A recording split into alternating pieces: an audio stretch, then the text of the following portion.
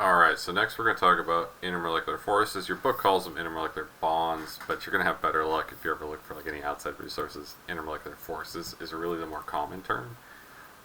Bonds, that tends to imply like sharing electrons, and really, it's attraction. So they're not sharing electrons. There's just features that cause attraction. We're going to talk about those in a minute.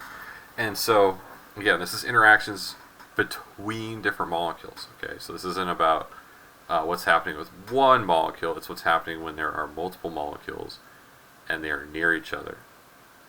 What's going to make them want to be closer or not. Okay, so that's what we're talking about here. And these interactions between molecules drive all kinds of physical properties. And since this is Liquid Week, we're going to talk about liquid properties in the subsequent video. So we're going to talk about things like vapor pressure, which we talked a little bit about in the gas chapter. Boiling point, so what temperature does something boil at? Different substances have different boiling points. So, for example, water is 100 degrees Celsius, but ethanol it's somewhere around like 76, 77 degrees Celsius, so it's a little bit lower. And there are things that have higher boiling points as well. What else have we got? Viscosity. So basically, how easily does something flow? Does it flow slowly? Does it flow quickly and easily? That's related to viscosity. And then surface tension.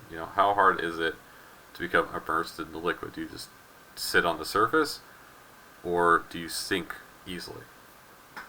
So those are going to be the features we talk about. And what we talk about in this video is going to underpin all of those features. But we'll talk about them in the next two videos. I'll split those up into two videos. But for now, we're talking about intermolecular forces. And so there's three types. There's a few more, but there's three in the book. Alright, and we're going to go from weak all the way to strong, or we'll say weaker to stronger. Alright, so we're going to list these out. So, number one, our first type here is going to be what we call temporary dipole attraction. At least this is what drives it.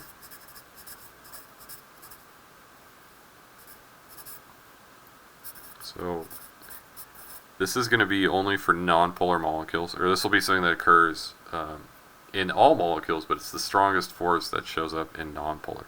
You'll see why in a little bit. Okay. So, this is, even though it's the weakest one we talk about, it's the strongest for nonpolar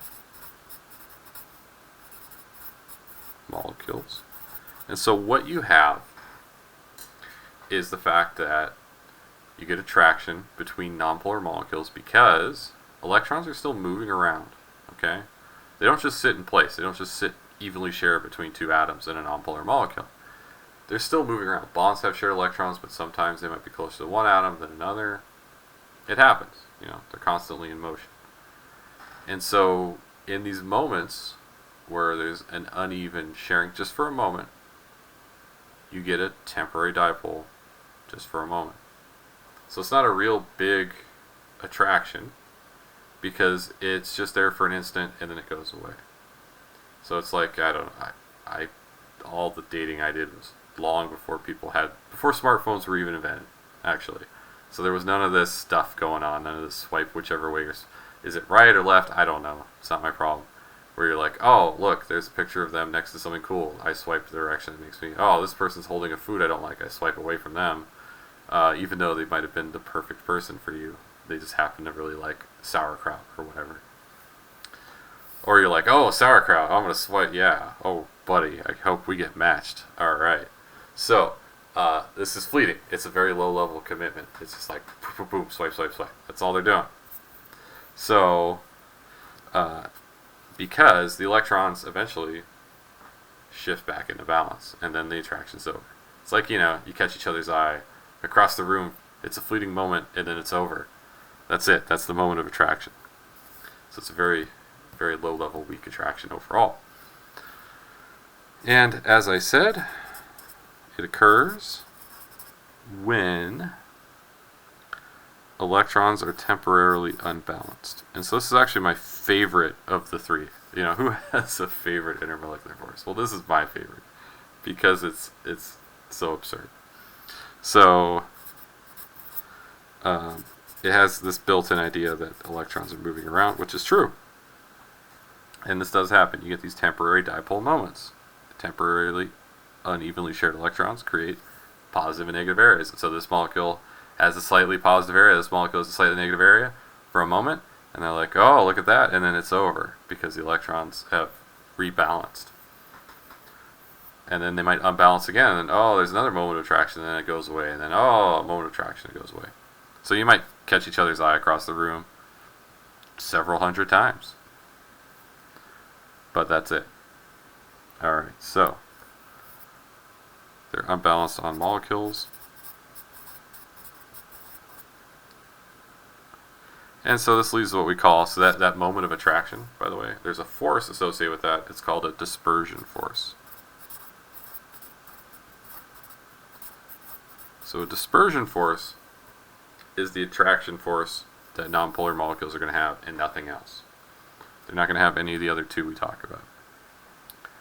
So, you know, if we have something nonpolar, like nitrogen, nice simple nonpolar molecule, for an instant, you get a partial negative here, you get a partial positive here, because the dipoles just happen to be doing something like that, but only for a moment. So this is very brief. And then there's attraction. Positive likes negative. That's going to be kind of the key theme through all of this. Positive likes negative. All right, so you get a partial positive, partial negative. They're gonna you know, get closer. But then the moment passes, and they just kind of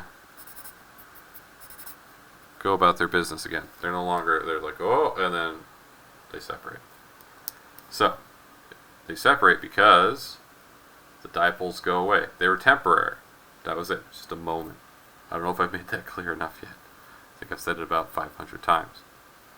So, what's the next step up?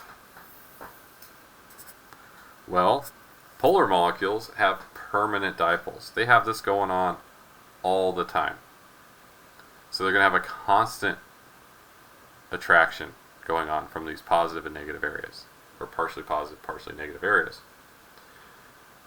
And so you get permanent dipole attraction.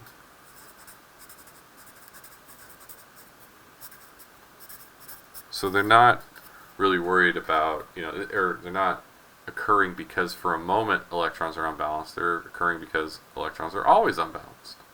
There's a tug of war going on over these shared electrons, and one side is winning. So there's a positive area and a negative area at all times. And so those are going to attract between different molecules. So this is going to be stronger because it's not fleeting. It lasts. All right? So this is going to occur with polar molecules. So nonpolar molecules need not apply. And so our partial positives are attracted to partial negatives of another molecule. So these are on separate molecules. So for example, we have HCl. This has a dipole. So there's a partial positive here, partial negative here. Well, if there's another HCl, they're going to be attracted because this is partially positive, this is partially negative, because again this has a dipole, and it doesn't go away. And so you have a situation where you have, you know, partial positives, partial negatives. Well, they're going to align more friendly like this. Like this, they're going to repel each other. So there you go. That's what's going on. these dipoles attract. Now they are liquids, so it's not like they just lock on and then they're stuck there. They're not solids. They're moving, and so maybe another molecule comes along and it just sort of makes its way over. But that encourages them to be closer than if they weren't attracted at all, then they would just kind of float around. And then maybe for a moment there's a dipole, right? Whoa, and then it goes away. They just kind of go about their business. But these are polar. These are always there. There's always some type of attraction. And what that's going to do is encourage the molecules to hug in closer to each other. They're going to have more attraction.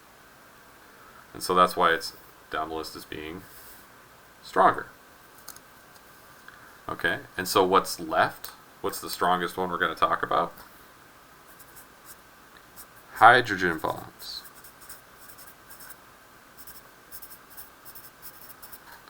Okay, so hydrogen bonds are really important biologically. They hold our DNA together.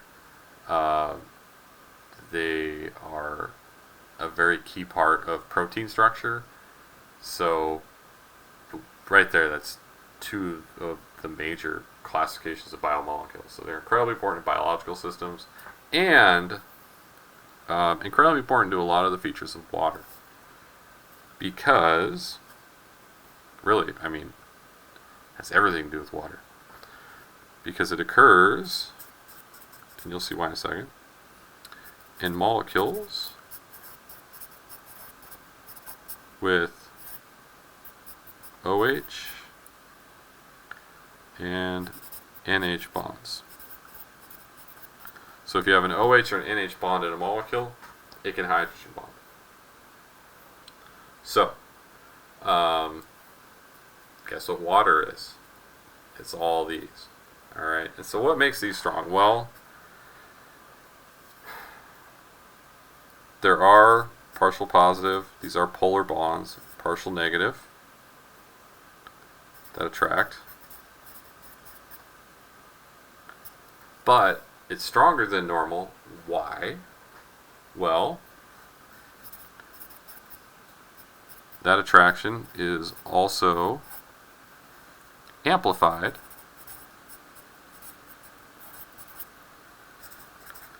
by the interaction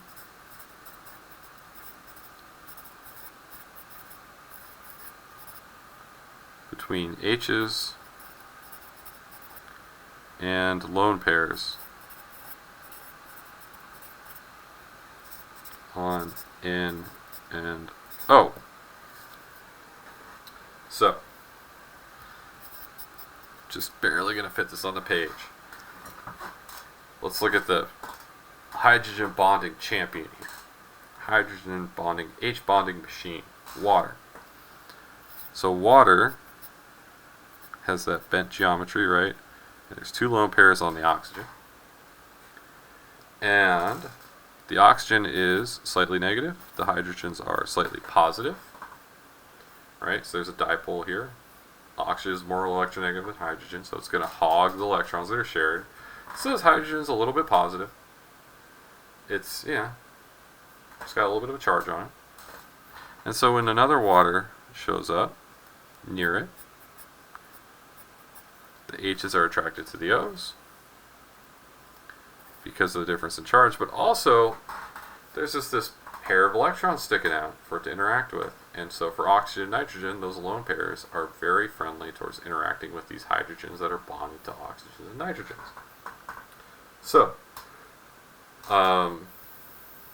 it makes it so that it's very similar to a permanent dipole attraction, but it has an added effect. And so this maxes out at like 10% of the strength of a covalent bond. So like this oxygen-hydrogen bond is way stronger, like 10 times stronger than the attraction between this hydrogen and oxygen. But it's there. And so that helps hold DNA together in a double helix. You actually have two strands on your DNA that are actually separate molecules, but it's like teeth in a zipper that hold them together, and those teeth are hydrogen bonds. Alright, and so, again, temporary dipole attraction is actually occurring in all molecules. It occurs with polar molecules. It just gets kind of washed out because these dipole-dipole interactions are much stronger. those dipole-dipole interactions, if it ends up being a hydrogen bonding situation, end up getting washed out a little bit because this is going to be so much stronger, so it's like amplified. So each of these is stronger than the last, so there's special cases. So if you see a nonpolar molecule, it's only going to have dispersion forces. If you see a polar molecule, it will have permanent dipole attraction, it'll have these dipole-dipole interactions, and dispersion forces going on, you know, under the surface. You know, just kind of, there's like a big effect, and then there's like a little bit, you know. It's like you won the lottery, and then your phone company gave you a $20 refund. Alright, because it turned out they were overcharging you or something. Like they ever give that money back. Fun fact, my phone company changed my bill and I didn't realize, and they didn't tell me, and then one day I realized I had a $1,000 credit because I've been paying too much for 2 years. And it's Sprint, so I'll never get that money back because I'm pretty sure they folded up shop and moved to, I don't know, the other side of the world or something with my $1,000. Now, I just stopped paying them, and my credit just slowly goes down every month now. Fun fact though, their service is terrible in this area, at least for me. I didn't know I could be roaming in a major metropolitan area, and yet here I am, roaming on Sprint. Alright. I want my money back, Sprint. Okay, so, hydrogen bonding. OH and NH bonds. You see a molecule with OH and NH bonds, like something like H2O. See, there's an OH bond right there. It's going to H bond. It still has dipole stuff. It can still interact with a polar molecule. And it will still have these dispersion forces as well. So, you know, those are going on as well. Now, if you want to know like what molecule has the strongest intermolecular forces, you need to look at what the makeup of the molecule is. If it's nonpolar, then it's going to have temporary dipole. If it's polar, permanent dipole, and if it has OH and NH bonds, hydrogen bonds. And so things with OH and NH bonds have stronger intermolecular forces than things with dipole-dipole interactions, which in turn have stronger intermolecular forces than things that are nonpolar molecules that only have dispersion forces. But what if you have to compare two things in the same category? What if you have two nonpolar molecules and you go, well, which one has stronger intermolecular forces? Well, that's what we'll talk about next.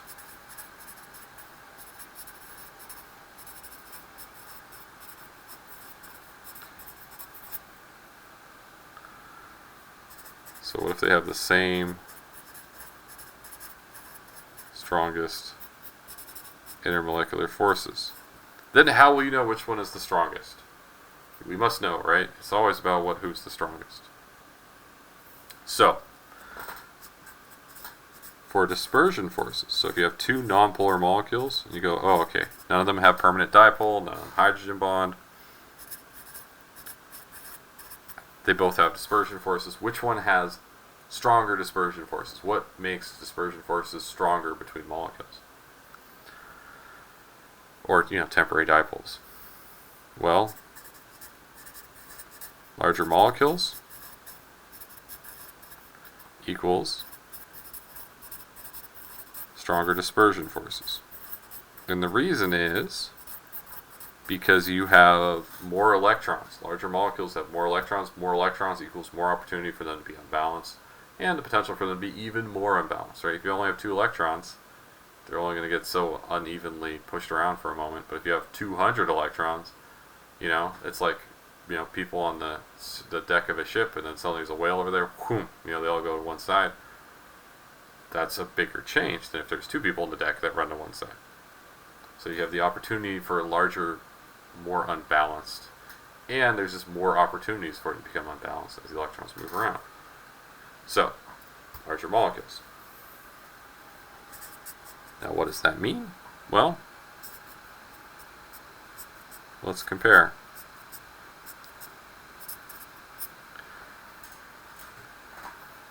So we got CH4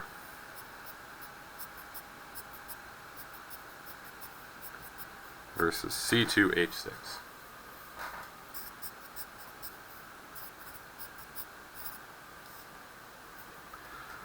Which one of these is larger? Hopefully you chose this guy right here. It's got, what is that, 8 atoms. This one's 4. It's roughly twice the size. So it's going to have stronger dispersion forces because it's bigger. So T2C2H6 is bigger. Well, that's going to equal stronger dispersion forces.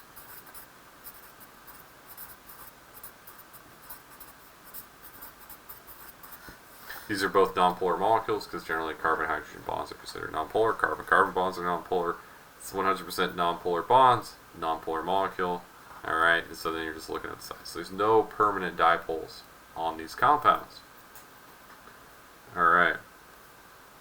So that's it. So they both max out at dispersion forces. Then you go, well, okay, so which one has stronger dispersion forces? Alright. So, for dipole-dipole, what are we going to do? So these are permanent dipoles. Well, there's 2 situations here. So situation 1, stronger polarity.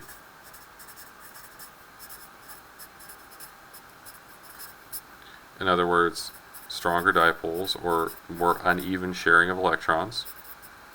A larger difference in electronegativity between the 2 atoms in the bonds is going to equal a stronger intermolecular force.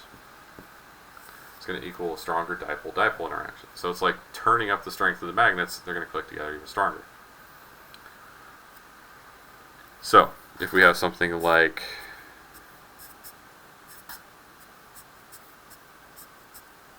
CH2Cl2, this is a polar molecule because there's a dipole here and here, and they don't cancel each other out. But if we compare that to something like, so 2 hydrogens, I'm sorry, 2 fluorines and 2 hydrogens, so CH2F2, which of these is going to have stronger polarity? Which of these is going to have more uneven sharing of electrons in these bonds? Okay, so these are going to be pretty even. This is going to be pretty even, even, even, not even, not even. And so if we look at our periodic table, where did I put it? There it is. Remember, as we go to the left and up, we increase in electronegativity. Fluorine is above chlorine, so fluorine is more electronegative. That means it's going to share electrons even more unevenly with carbon than chlorine does. So this is going to have stronger dipoles, which means this is going to have stronger intermolecular forces.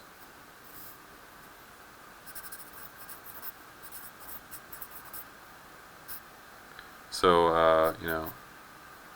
F is more electronegative than Cl. That makes it more polar.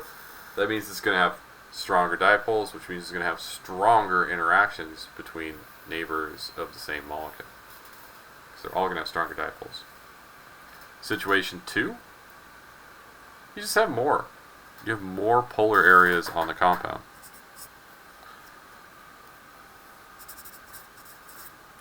So we have more areas of polarity. So you got 2 things you can do, right? You get stronger magnets, or you can get more of them. So, 2 magnets are going to have twice the strength of one by itself. That's going to give us stronger dipole-dipole interactions.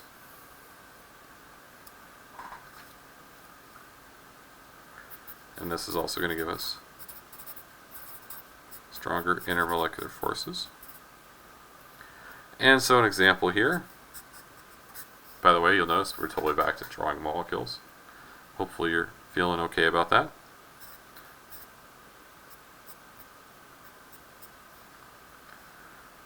Alright, so we've got 2 carbons, we've got hydrogens everywhere except one spot. So we got CH3, CH2, Cl, so I'm breaking it down carbon by carbon. You could also say C2H5Cl if you wanted. And we're going to put that against something that has 2 chlorines on it, on the both carbons. Both carbons have 1 chlorine. So we have CH2Cl, CH2Cl. And so what we have here is a situation where we got a partial negative, partial positive. Over here we got partial negative, partial positive, partial negative, partial positive. It's got twice the area. Twice the areas with unevenly shared electrons, I should say. So they're shared but unevenly. And so that creates twice the opportunity to interact, which means they're going to interact even more.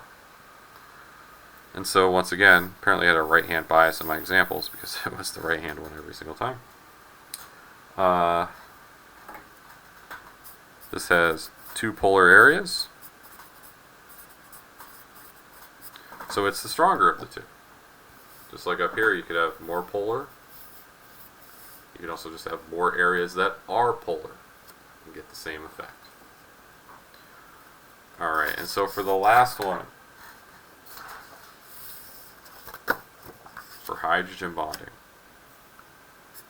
how can you tell if 2 hydrogen bonding compounds are competing against each other?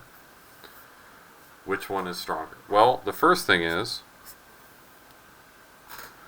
the OH bonds are stronger, or create stronger hydrogen bonds than NH. So for example,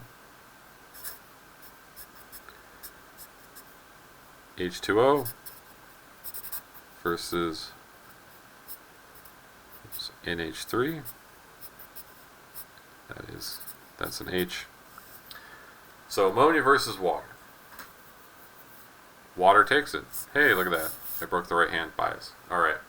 So, it has OH bonds. These are better at hydrogen bonding than NH. They're stronger.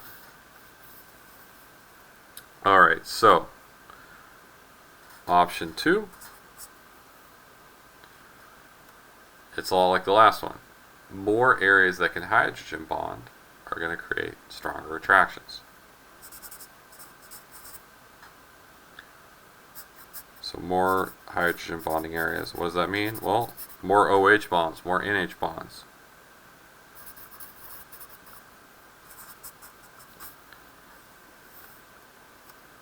So again, we'll go with the 2 carbon example.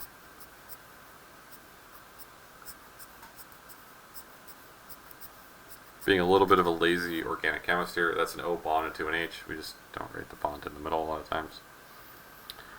Alright, and we're going to pit this against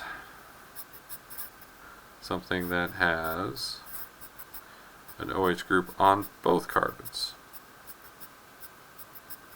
Okay, and so when I look at this, I go, okay, I can hydrogen bond there, but on this guy I can hydrogen bond in 2 locations.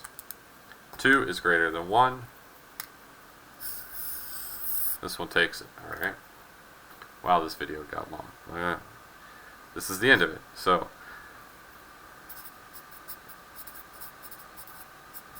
kind of looks like a robot face or something.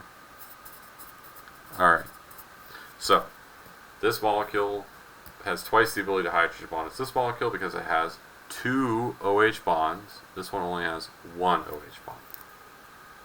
Alright, so we're going to take these ideas and we're going to apply them in the next 2 videos towards properties of liquids. So next we are going to talk about vapor pressure and boiling point. Those 2 are totally related, so we're going to put them together in a video. And after that we'll do viscosity and surface tension. Those 2 are also related, so we'll talk about them together in a video. And that'll be it this week. Alright, so this is really a big idea this week. So if it's not making sense, maybe, work your way through again. Make sure you understand, if you look at a molecule, what type of intermolecular forces it expresses. And if you have to compare 2 or 3 molecules be confident being able to determine which one has stronger attractive forces with its neighbors, which one has stronger intermolecular forces. Okay, and once you understand that, then the idea should really fall into place in the next couple of videos, because it's all about using these properties to see like what has more vapor pressure or a higher boiling point or whatever. That's what we'll talk about next.